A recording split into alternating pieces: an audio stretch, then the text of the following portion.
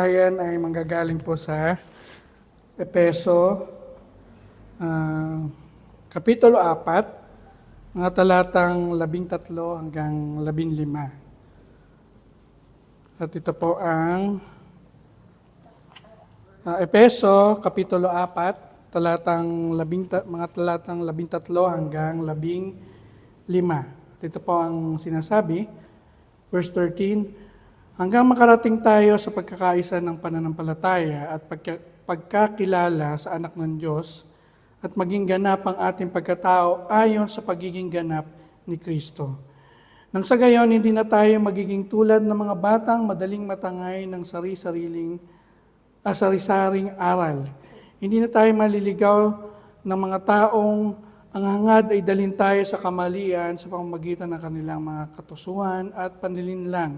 Sa halip, sa pamamagitan ng pagsasalita ng katotohanan sa diwa ng pag-ibig, tayo'y dapat maging lubos na katulad ni Kristo na siyang ulo nating lahat.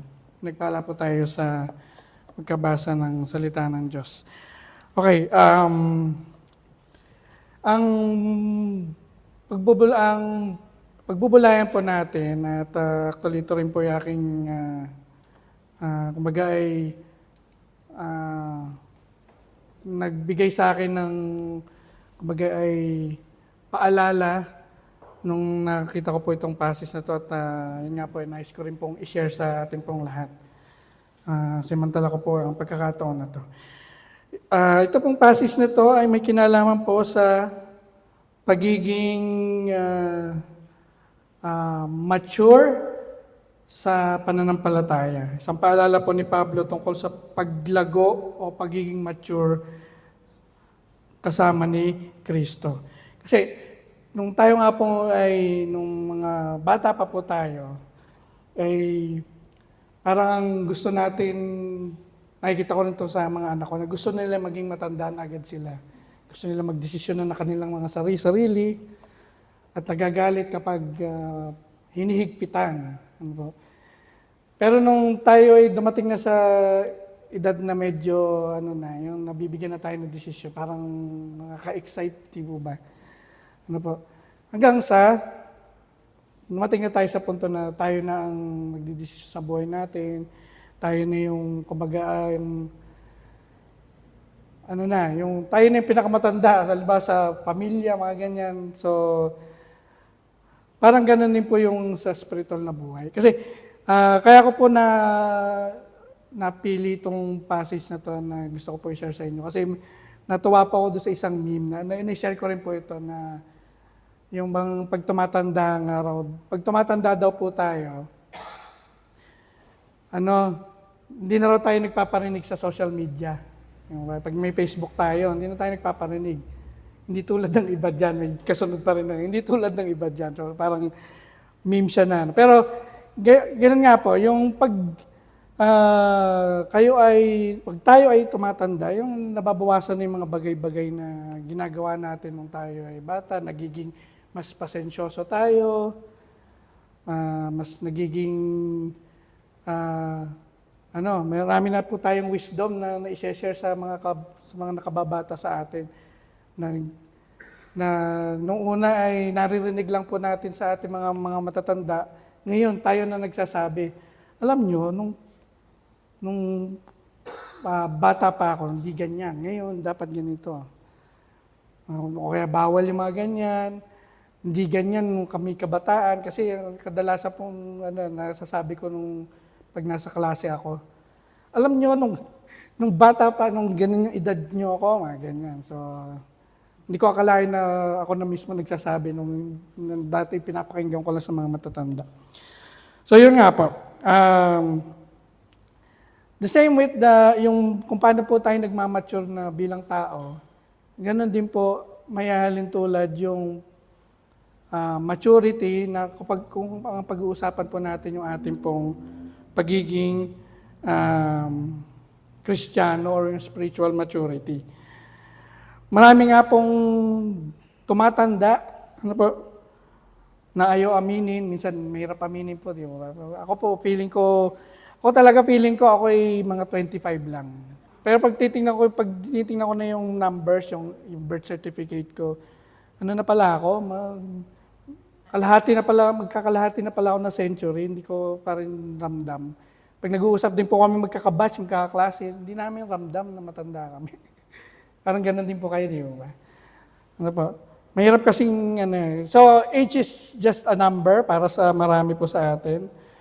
Pero sa spiritual maturity, marami pong tumatanda, pero hindi po lahat ay tumatanda sa yung nag-grow up sa pananampalataya. Kaya, hence, ito po yung passage na binabanggit po natin, binasa natin, na reminder po ni Pablo sa mga taga-Epeso na Christian maturity daw po ay hindi lang kung gaano kayo kadalas sumimba, yung goal nyo ay maging 100% ang attendance. Hindi rin daw po ito hindi raw po ito, yun nga po, nabanggit ko, hindi sa gaano tayo katagal sa church, kung sa halip, kung gaano tayo ginogol po natin yung maging Christ-like. Kasi tayo nga po yung mga Kristiyano, so sino po ba ang ating kinakatawan, kumbaga. So number 1, ang unang pong punto dito ay, ang sabi po dito ay, maturity is becoming more like Christ. So habang nagmamature daw po tayo sa ating pong buhay Kristiyano, masasabi pong mature tayo kapag mas Christ-like yung ating pong pamumuhay bilang Kristiyano. Sabi nga po ni Pablo doon sa verse 13, hanggang makarating tayo sa pagkakaisa ng pananampalataya at pagkakilala sa anak ng Diyos at maging ganap ang ating pagkatao ayon sa pagiging ganap ni Kristo. So, ibig sabihin po nito, ang goal po ng ating faith, kaya nga po tayo faithful, na nakikinig, nag-aaral ng salita ng Diyos. Kasi gusto po natin maging Christ-like. Maging katulad ni Kristo. Kaya nga po, ang faith hindi lang po is more than attending church or knowing or memorizing Bible verses. Sa halip, kung tayo raw po ay maging mature, or kung pag tayo raw po ay nag-mature, bunga po nito ay we respond with patience instead of anger. So, yung nabanggit ko nga po kanina, mas nagiging pasensyoso po tayo. We forgive instead of holding grudges. So, mas nagpo-forgive po tayo. Minsan, ito medyo naranasan ko na po. Dati ako yung mapagtuos, mga ganyan, bata-bata ako. Pero ngayon, daw mayroong mga instances po na at the moment, parang hirap patawarin. Pero pag tumatagal na, ay, kahit ano pa nagawa niya sa akin, pinapatawad na kita, mga ganon. So, pag nag-mature po tayo, we forgive instead of holding grudges, and we speak truth in love instead of gossip or pride. So, mas ini-embrace na po natin ang totoo kaysa dun sa mga chismis lang at kabaligtaran ng katotohanan. Kaya nga po ito, favorite na verse ko nga po ito, verses actually. Galatians 5:22-23. Ito nga po yung tinutukoy na fruit of the Spirit.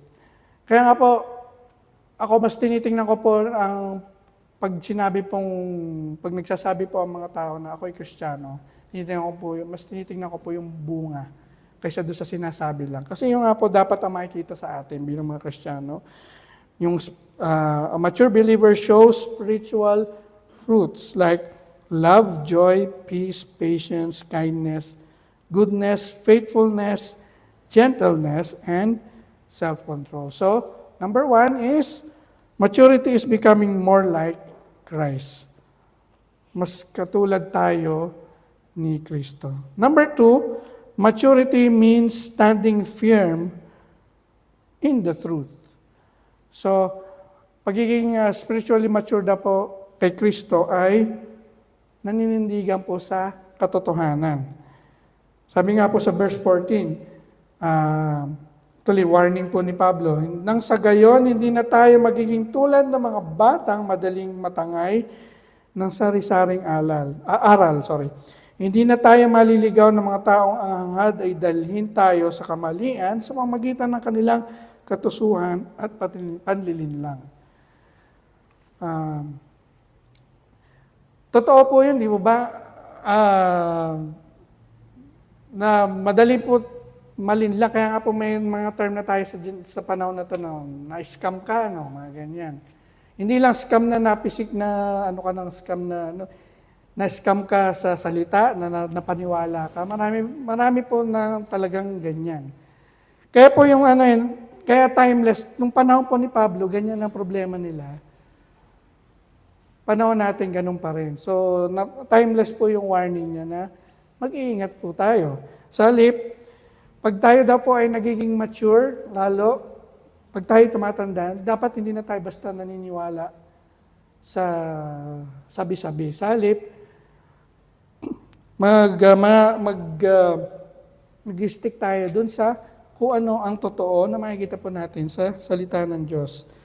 Kasi yung mga bata, madali nga talaga masway, di ba? Yung anak ko nga po, si Liam, nakikipagtalo yan sa nanay niya. Tapos maririnig ko na lang yung nanay niya, mas maniniwala ka sa teacher mo kaysa sa akin? Mga ganyan. Mga ganyan, kasi di ba minsan yung mga bata, mas napapasok lang na school yung teacher ng bida, hindi na yung parents. Okay? So, yun po. So, mga bata ay madaling masway, madaling mabudol, mga ganyan. Okay? So, siyempre, pag umida tayo, hindi nga rin yung excuse kasi nga, minsan talaga madaling may mga kabudol talaga sa atin. Pero a mature Christian is not easily deceived by trends, false teachings, or emotional high. Ano po? So, ang kilang po dyan sa akin sa experience so far is mapagmatsyag lang. Kasi minsan may mga false teaching din sa kalagitnaan ng kala natin ay okay na alam ba, nasa church natin, kala natin okay na yung narinig natin lahat. Pero meron pa rin sabit, kumbaga. Kung tayo po mismo, tayo po sarili natin, ay hindi po tayo tumitigil na mag-compare, mag-research, mag-analyze. Available na po, lalo ngayon po panahon na ito, ako po natutuwa nga naabutan natin ang panahon na mas accessible na lahat ng hindi po gaya ng panahon natin na kailangan natin pumunta sa library para patunayan na, ay tama ba itong sinasabi na ito, hanapin mo pa sa library. Ngayon, available na sa internet. Maingay po ang mundo. Nakita po natin, maingay ang mundo natin ngayon.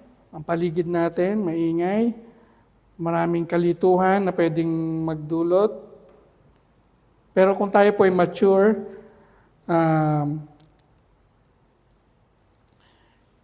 napangahawakan po natin ang salita ng Diyos, ang katotohanan ng salita ng Diyos, at naninindigan po tayo doon. Kaya magandang training po lagi sa sarili natin bilang mga Kristiyano ay every time na may i-embrace tayo na narinig na katuruan or meron tayong gagawin na desisyon, huwag po natin kalimutan tanongin yung sarili na, would Jesus be pleased with this choice? Matutuwa ba o mapiplease ba ang ating pong Panginoong Hesus sa ating pong gagawin, sasabihin? Yun po ang pinakamagandang pang-guide sa atin. When we know God's truth, we can stand firm no matter what storms come.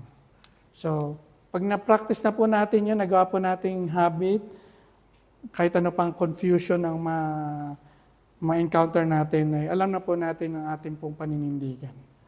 So, pangalawa po ay maturity means standing firm in the truth. And last point is, maturity is living in love.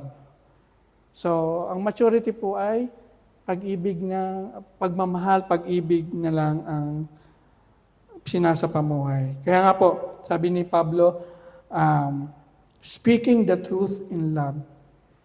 Sabi, sa halip sa mamagitan ng pagsasalita ng katotohanan sa diwa ng pag-ibig, tayo dapat maging lubos na katulad ni Kristo na siyang ulo nating lahat. Maturity daw po o pagiging mature is hindi lang po tungkol sa kaalaman. For sure, marami na po tayong, habang tumatanda po tayo, marami na tayo siyempre knowledge. Kaya nga po tayo ang kinukonsulta ng mga kabataan. Yung ba? Pero maturity is not only about knowledge daw po. It's also about how we use it. So, paano raw po natin ginagamit yung ating mga knowledge. Kasi marami pong mga tao na maraming alam pero walang compassion, walang empathy. Marami silang alam. Hindi naman natin mararamdaman yung mga alam nila. Ang iba naman po ay mababait, kind, pero nako-compromise naman yung katotohanan. Real maturity daw po ay binabalanse ang truth and love, ang katotohanan at ang pag-ibig. So, hindi po mahirap maghanap ng example niyan. Kasi mismo po si Jesucristo, ang ating pong Panginoong Jesus, minodel niya yan perfectly. Kasi, ano pong nakita natin sa buhay ni Kristo, doon sa ministry niya, He corrected with grace, and He loved even those who rejected Him. Di ba? Nakita po natin yan. So, yun yung model po natin dito po sa mga binanggit natin. So, again, maturity is becoming more like Christ. Maturity means standing firm in the truth, and maturity is living in love. So, to be mature in Christ, so paging mature daw sa Panginoong Jesucristo, is to reflect His character, stand firm in His truth, and walk daily in His love. Kasi sabi nga po nung nabasa ko, spiritual maturity doesn't happen overnight. It's a lifelong journey of growing closer to Jesus day by day. Ang Tagalog, ang pagiging mature sa spiritual na buhay ay hindi nangyayari instant o overnight. Pag kinabukasan niyo mature ka na, hindi po yun.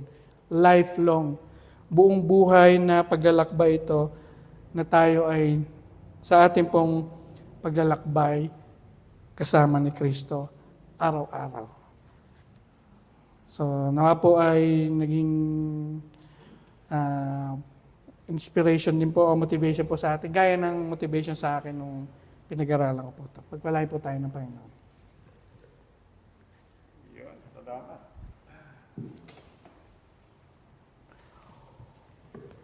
Yan, malinaw naman po yung